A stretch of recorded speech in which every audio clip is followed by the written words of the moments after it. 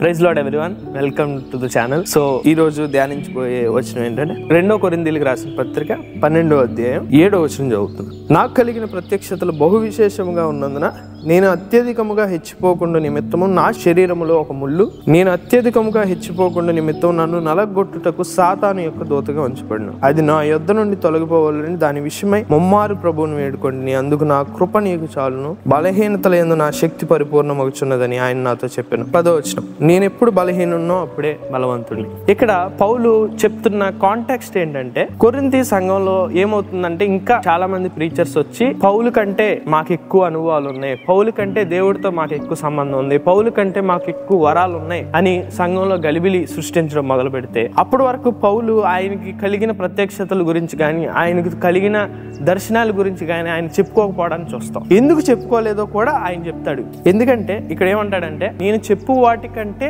నేను ఎక్కడ హెచ్చింపబడతానో అని నా ప్రత్యక్షతలను ఇంతకాలం మీ కొరకు చెప్పలేదు అని పై వచనాల్లో చెప్పడానికి చూస్తాం. అలాగే 12వ అధ్యాయంలో స్టార్ట్ చేసేటప్పుడు ఆయన ఏమంటాడంటే, అతిశయపడుటకు నాకు తగదు గాని అతిశయపడవలసినది ప్రభు దర్శనముల గురించి ప్రత్యక్షతల గురించి చెప్పుదును అని ఆయన పైన ఏం చెప్తాడంటే, ఆయనకు కలిగిన ప్రత్యక్షతల గురించి చెప్తాడు. ఆయన ఒక ప్రత్యక్షతలో ఆయన పరలోకం ఓపెన్ అవడం, ప్రభువుని చూడడం, అలాంటి గొప్ప గొప్ప ప్రత్యక్షతలు ఆయన కలిగినాయి అని చెప్పి కిందకు వచ్చి ఏమంటాడంటే, వీటన్నిటి బట్టి నేను అతిశయించట్లేదు కానీ నా శరీరంలో దేవుడు ఒక ముళ్ళు పెట్టాడు, దాన్ని బట్టి నేను అతిశయిస్తున్నాను. ఎందుకు అతిశయిస్తున్నాడండి?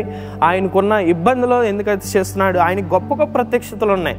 ఆయన దేవుణ్ణే చూసిన ప్రత్యక్షత ఉంది. దమస్కస్ రోడ్లో యేసు ప్రభుని కలవడాన్ని మనం చూస్తాం. అలాగే ఇక్కడ కూడా ఆయన చెప్తాడు, ఆయన కళ్ళలో పరలోకాన్ని దర్శించిన గొప్ప దర్శనాలు వాటిని బట్టి ఎంతో సంతోషిస్తున్నాడు. కానీ ఆయన ఏమంటున్నాడంటే, నేను వీటన్నిటిని బట్టి సంతోషించట్లేదు కానీ నాకు దేవుడు నా శరీరంలో పెట్టిన ఒక ముళ్ళును బట్టి సంతోషిస్తున్నాను. ఎందుకంటే అక్కడ చెప్తున్నాడు చూడండి, ఎందుకంటే దేవుడు ఏమన్నాడు, బలహీనతల యందు నా శక్తి పరిపూర్ణమగుచున్నదని ఆయన నాతో చెప్పాను.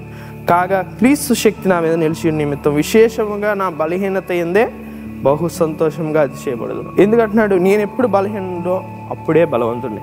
ఇక్కడ ఏం చెప్తున్నాడంటే, చాలాసార్లు మన జీవితంలో కూడా ఆలోచించండి, చాలాసార్లు మనం కొన్ని చేయాలనుకుంటాం, అవి మన దగ్గర ఉండవు. అరే నా దగ్గర అది ఉంటే నేను అది చేసేవాడిని, నా దగ్గర ఈ బలహీనత లేకపోయి ఉంటే నేను ఆ పని చేసేవాడిని, లేకపోతే నాకు ఈ విషయంలో నష్టం రాకపోతే, ఈ విషయంలో పెయిన్ లేకపోతే నేను ఆ పని చేసేవాడిని అని మనం చాలాసార్లు కొన్ని పరిధులు పెట్టుకుంటాం.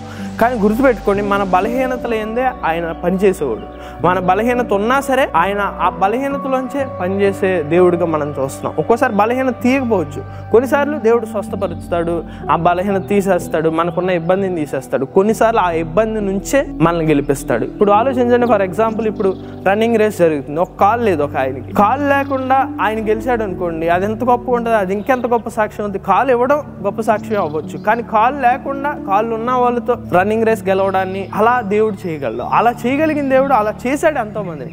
దావీదు ఉన్నాడు, దావీదు గొలియాతు యుద్ధంలో దావీదుకు కావాల్సిన ఆయుధాలు ఏమి ఇవ్వాల, కానీ చిన్నగా ఉన్నప్పుడే చిన్నవాడితోనే గొలియాతుని చంపించాడు. అలాగే మన జీవితంలో కూడా మనం ఇంకా ఎదగలేకపోవచ్చు. మనకు కొన్నిసార్లు ఇప్పుడు ఫర్ ఎగ్జాంపుల్ ఇప్పుడు నేను ఎవరికన్నా నాకు సాయం చేయాలని ఉండొచ్చు, కానీ నా దగ్గర డబ్బులు లేకపోవచ్చు, కానీ నా ఉన్నంతలో నాకు ఒక 100 రూపాయలు ఉంటే అందులోంచి 10 రూపాయలు నేను సాయం చేయగలిగితే అప్పుడు దేవుడు ఆశీర్వదించి మనల్ని ఇంకో స్థానానికి తీసుకెళ్తాడు. కాబట్టి మనకు ఉన్నంతలో దేవుడు మనల్ని సఫిషియెంట్. ఇక్కడ ఏమంటాడంటే, నా కృప నీకు చాలు. ఇంగ్లీష్లో సఫిషియెంట్ అని ఉంటుంది, హీబ్రూలో కూడా సఫిషియెంట్ అంటే ఏంటంటే అకార్డింగ్ టు ద నీడ్, అంటే అవసరానికి సరిపడినంత అని అర్థం.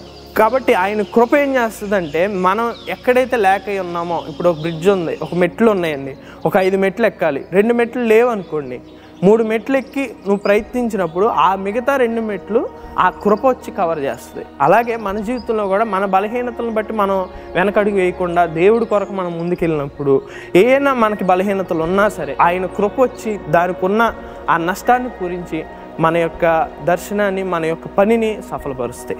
సో దేవుడు కొన్నిసార్లు మనకు ముళ్ళుని ఎందుకు ఇస్తాడంటే, కొన్నిసార్లు మనం గర్వపడకూడదని ఇస్తాడు, కొన్నిసార్లు మనం దేవుడి మీద ఆధారపడాలని ఇస్తాడు. ఇక్కడ పౌలు గారికి కూడా ఒక ముళ్ళు ఉందంట. ఆ ముళ్ళు ఏంటో చెప్పలేదు. ఎందుకు చెప్పలేదంటే, అది చెప్పిన దగ్గర నుంచి మనం దానికోసమే స్పెసిఫిక్గా ఆలోచిస్తాం కాబట్టి ఆయన చెప్పలేదు.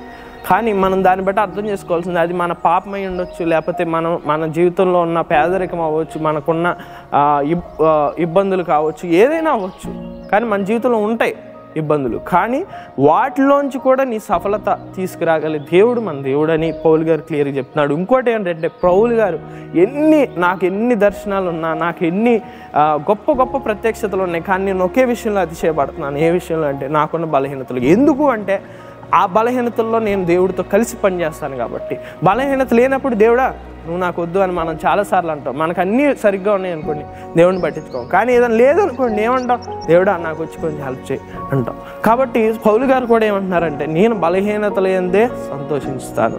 మన జీవితంలో కూడా మనం దాన్ని కల్టివేట్ చేసుకోవాలి. చాలా కష్టమే, కానీ మన జీవితంలో కూడా మనం దేవుడిని పార్ట్నర్ చేసుకోగలిగితే మనం ఇంకా ఎక్కువగా మన బలహీనతలు ఏందో అతిశయపడతాం.